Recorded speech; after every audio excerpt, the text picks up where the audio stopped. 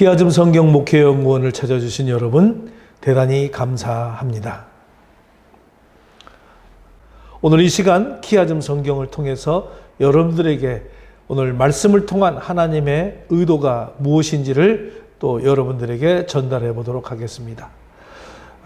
키아즘 성경을 통해서 여러분들이 좀 더 성경을 이해하고 또 하나님이 의도하시는 목적이 무엇인지를 바로 찾아갈 수 있는 그런 어떤 계기가 되어서 목회자는 강단에 하나님의 말씀이 풍성한 은혜의 역사가 일어나고 또 성도들에게는 이 말씀을 통해서 좀 더 하나님의 말씀이 깊이 가슴속에 아로새겨지며 그 말씀으로 또 삶을 살고 성도의 신앙생활을 하며 교회에 유익을 끼치는 그런 기회가 되었으면 좋겠습니다.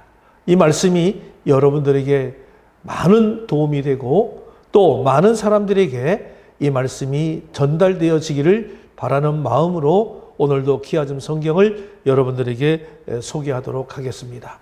오늘 키아즘 성경을 소개할 내용은 욥기에서 우리는 찾아봅니다.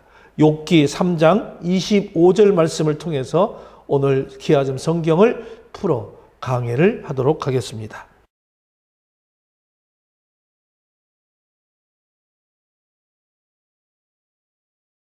그러면 욥기 3장 25절에 있는 말씀을 통해서 일단 본문의 말씀을 읽고 여러분들에게 키아즘 구조를 또 소개해 보도록 하겠습니다. 내가 두려워하는 그것이 내게 임하고 내가 무서워하는 그것이 내 몸에 미쳤구나. 아주 한 절밖에 안 되는 얘기지만은 굉장히 우리들에게 와닿는 하나님의 말씀입니다. 자, 이 말씀을 제가 표시를 좀 사선을 긋고 밑줄을 그었기 때문에 이것을 가만히 보시면 구조가 어떻게 나오는지를 우리가 볼 수가 있겠습니다. 자, 이렇게 A는 내가 두려워하는 그것이 또 A-는 내가 무서워하는 그것이, 그래서 두려워하는 그것과 무서워하는 그것이 A와 A-로 동의적인 개념을 갖게 되고요. 그 다음에 내게 임하는 거고 내 몸에 미쳤다고 하는 것이 B와 B-로서 동의적인 개념을 가져 병행을 이루어지고 있는 것입니다. 자, 그러니까 이 본문의 키아즘 구조는 2대2의 운율을 가진 병행 구조로 되어 있다. 이렇게 말씀을 드릴 수가 있습니다. 그래서 A와 A-는 두려워하는 것과 무서워하는 것을 통해서 B와 B-는 내게 임하고 이거 두려워하고 무서워하는 것이 내게 임하고 내 몸에 미쳤다고 하는 그 내용들이 오늘 이 3장 23절의 말씀입니다. 그러므로 우리가 이 구조를 통해서 이 그림으로 보게 되면 이런 구조로 되겠습니다. 그래서 A는 A-, B는 B-. 그런데 A와 B, 또 B-와 B-, 그다음에 B와 A-, A와 B-가 서로 연결이 되어서 서로 뜻을 이루어 갈 수 있는 그런 구조로 되어 있습니다. 그렇기 때문에 이런 구조를 우리는 키아즘에서 순환 병행 또는 병행 순환 그런 법칙으로 우리가 이야기를 합니다. 그래서 키아즘 구조를 우리는 순환 대칭 병행 구조다 이렇게 이야기를 합니다. 그래서 A-와 B-가 반드시 짝을 이루어서 그 내용을 이야기해 주지만은 이렇게 서로 상대방에게 서로 짝을 지어서 순환적으로 이 본문 자체를 움직여주고 있는 그 내용을 우리가 키아즘 구조로 볼 수가 있는 것이죠. 자, 그러면 오늘 이 욥기 3장 25절의 내용은 우리가 앞에 나오는 24절의 내용과 관련이 되어서 이것을 이해해야 합니다. 그러면 24절의 말씀은 무슨 말씀이냐면 나는 음식 앞에서도 탄식이 나며 내가 앓는 소리는 물이 쏟아지는 소리 같구나 라고 하는 말을 우리가 함께 이해되어져야 됩니다. 지금 욥은 엄청난 고통 속에서 탄식을 하고 있으면서 정말 물이 쏟아지는 듯한 그런 신음을 내뱉고 있다라고 하는 것을 고백하고 있는 거죠. 이제 이어지는 요 25절에서 깊은 절망에 빠진 욥이 정말 평안을 잃고 두려움에 빠져서 어찌할 줄 모르는 그런 모습을 반복적으로 오늘 본문은 기록해주고 있는 내용입니다. 오늘 본문 25절에서는 반복적 표현이 아주 두드러지게 나타나고 있습니다. 먼저 욥 자신과 관련되어 있는 말씀이죠. 그래서 욥 자신에게 임하는 일을 지칭하기 위해서 이 본문에서 표현되고 있는 것은 나의라는 표현과 내게라고 하는 표현이 각각 2번씩 모두 4번이나 사용되고 있다고 하는 점을 우리는 눈여겨 봐야 될 것입니다. 그리고 이어서 나의 두려워하는 그런 말씀과 또 무서워하는 이런 말씀이 연결이 되지요. 여기서 나의 두려워하는 것은 우리가 히브리 말로 파하드티라는 말입니다. 파하드티. 그리고 나의 무서워하는 것은 야고레티라고 합니다. 야고레티. 이런 표현들은 같은 표현이에요. 동일한 표현을 반복적으로 우리가 하고 있는 것을 볼 수가 있습니다.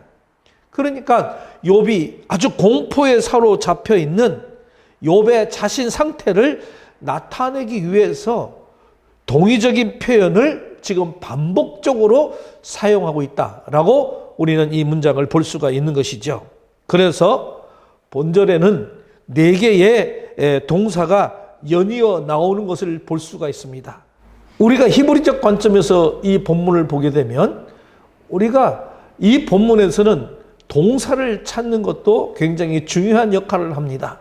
그래서 여기에는 4개의 동사가 연이어 나올 수 있는 것을 우리는 볼 수가 있는데, 여기서 욥 상태의 4개의 동사를 보게 되면 두려워하다, 임하다, 무서워하다, 미치다, 이런 4개의 동사가 나옵니다.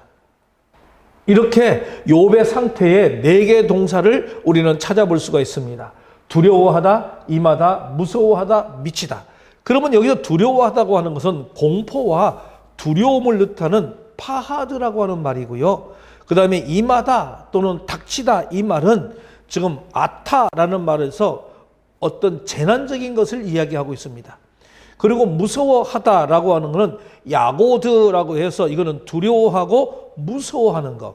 좀 더 앞에 두려워하는 파하드보다는 좀 더 큰 두려움을 가지고 무서워하는 이런 것들 우리가 뜻하게 되는 것이죠. 그 다음에 미치다라고 하는 말은 뽀라는 말인데 다가오다, 들어오다라고 하는 그런 의미입니다. 그러니까는 어떤 두려움과 자기의 공포와 이런 무서움이 자기에 들어오다, 또 들어오는 그런 것을 표현해 주고 있습니다.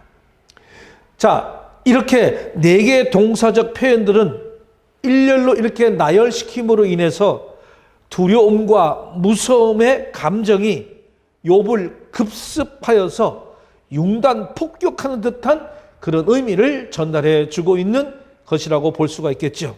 그래서 우리는 이것을 직역해 보면 나의 두려워하는 그것이 라고 하는 말을 우리가 원문으로 직역해 보면 나의 두려워하는 두려움이 라고 하는 말로 우리가 표현을 될 수 있습니다. 마치 욥이 공포에 질려서 말을 더듬거리는 듯한 그런 어떤 뉘앙스를 전달해 주고 있는 것이죠. 이처럼 우리는 원문의 뉘앙스를 살려서 이 본문을 보면은 욥이 얼마나 커다란 그런 두려움에 빠져 있었는가를 우리는 생생하게 느낄 수가 있는 본문이 옳습니다. 자, 여기서 우리가 반복적으로 언급되는 이런 말씀, 다시 말하면 욥 자신이 두려워한 것이 무엇인지에 대해서는 좀 약간 설명이 필요하지 않겠는가, 그렇게 봅니다. 표면적으로 그것을 본절 후반부에 언급되는 그 내용을 통해서 우리는 설명이 가능할 것입니다. 본절 후반부에는 욥이 이렇게 이야기합니다. 나의 무서워하는 그것이 내 몸에 미쳤구나 라고 절규하는 내용이 나오는데요.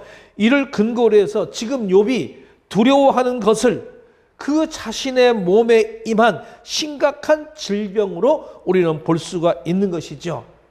아마 우리 욥은 여러분들도 잘 알다시피 자기 몸 전신에 악한 그런 피부병이 걸려서 얼마나 고통스럽고 힘들었으면 기왓장으로 자기의 몸을 긁는 그런 현상을 우리는 보아왔습니다. 그러나 이 앞선 내용, 다시 말하면 나의 두려워하는 두려움에 이것을 직역해 보면은 욥의 두려움은 그렇게 단순하게 설명할 수 없다라고 말씀을 드릴 수가 있습니다. 그래서 이런 본문의 표현으로 볼 때는 욥에게 있어서 가장 큰 두려움은 바로 그 두려움 자체였다라고 말씀을 드릴 수가 있습니다. 욥은 이 두려움 그 자체가 자기를 급습하고 그것이 자기를 덮쳐오는 것을 느꼈다라고 하는 그런 현실이 되는 것이죠. 이로 인해서 욥은 이미 자신에게 임한 그런 육체적 질병뿐만이 아니라 자신을 급습한 이 두려움 그 자체 또는 그 공포감에 압도되어서 정말 애절한 탄식을 반복적으로 내뱉는 그런 신세가 되고 만 것입니다. 자, 그것을 우리가 한번 도표로 또 한번 보겠습니다. 그래서 애절한 탄식을 반복적으로 내뱉는 그 욥의 신세를 1장 10절에서 욥 자신이 잉태한 날, 해산하는 날 이런 것이 없어야 한다고 회고하고 있고요. 11절로부터 19절까지는 자기는 태어나서 사산되어야 했다고 절규하는 그런 모습을 볼 수가 있고요. 20절로 24절에 욥의 그 회의와 이에 대한 그의 애절한 탄식을 우리는 그 두려움으로 볼 수가 있는 것이죠. 앞선 우리 두 단락에서 우리는 욥 자신이 그 잉태한 날, 해산한 날이 없어야 한다고 회고하면서 자기가 태어나면서 사산되어야 했다고 절규하는 그런 모습을 우리는 지켜보았습니다. 그리고 본절 바로 앞단락에서 정말 그 고통스러운 삶에 연장되는 것에 대한 욥의 회의와 이에 대한 그의 애절한 탄식을 우리는 들을 수가 있습니다. 이처럼 처절한 탄식과 갈구에도 불구하고 모진 생명을 연장받아 살아야만 하는 정말 죽고 싶지만 그럴 수조차 없는 이 절망적인 형편에 처한 욥에게 남겨진 그것은 공포 그 자체뿐이었다라고 말씀을 드릴 수가 있습니다. 우리는 25절에서 욥은 자기가 두려워하던 그것이 자기에게 임하고 그 무서워했던 그것이 자신의 몸에 미쳤음을 말하고 있었습니다. 욥의 세상 고난, 불행이 사람에게 임한다는 사실을 모르는 사람이 아니었던 것이죠. 그것은 누구에게나 다 임할 수 있습니다. 오늘 의를 행하다가도 내일 불의를 행하면 얼마든지 그와 같은 불행이 닥칠 수가 있는 것이지요. 그래서 그는 주의했습니다. 자녀들이 잔치하고 난 다음 날이면 이 자녀들이 말로라도 하나님께 죄를 범했을까 봐 염려해서 자녀의 그 수대로 예배를 드릴 정도였다는 것이죠.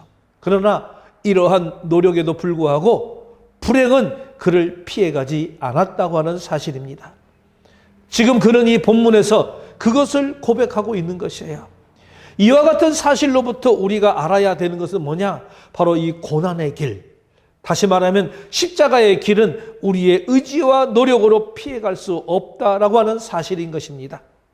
우리가 신앙의 사람인 이상 각자에게 배당된 이 십자가를 피해갈 수 있는 천운이라고 하는 것은 우리에게는 없습니다.